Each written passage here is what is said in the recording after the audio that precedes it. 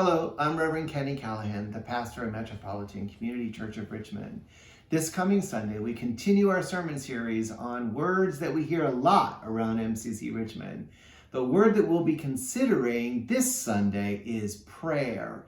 The sacred text will come from 1 Thessalonians, the 5th chapter, verses 16 to 18, and then from John's story, chapter 17, verses 6 to 22.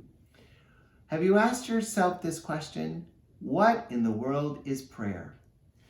With all that we've experienced with the realities of our world the past couple of years, prayer has become more and more important to me.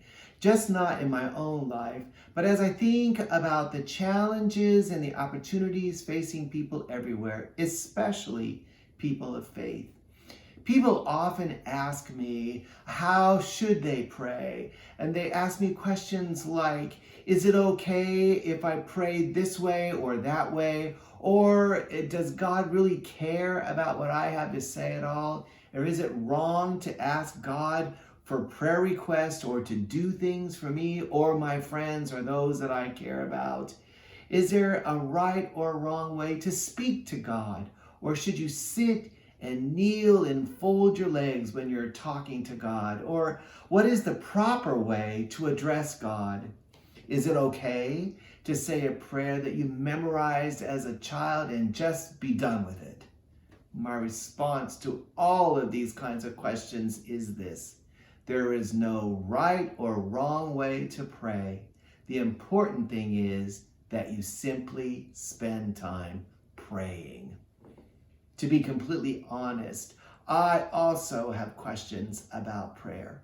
What is it really? And how does it work? And what do we imagine we are doing when we engage in it? And if we're not praying, why not?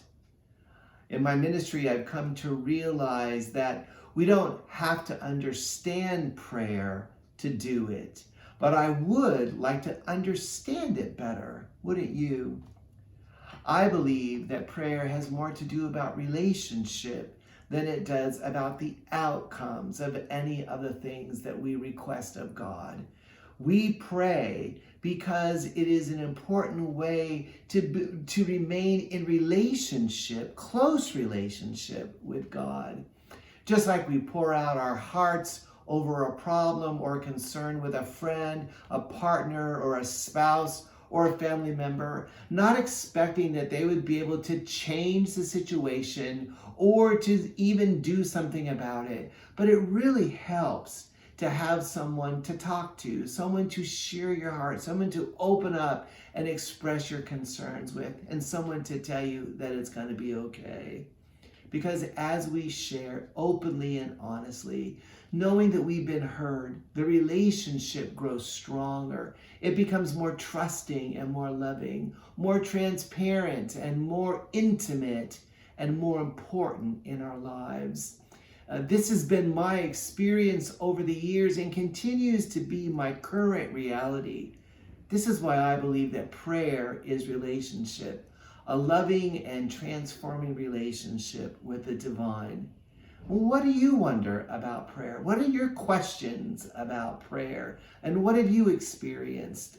I would certainly like to know more about them, and so would God. I invite you to send me an email to godguidekenny@gmail.com if you would like to share with me. Or perhaps together we might share and lift them up to God, knowing that God always delights in hearing from us and being in relationship with us. Have a great week. I look forward to seeing you at church.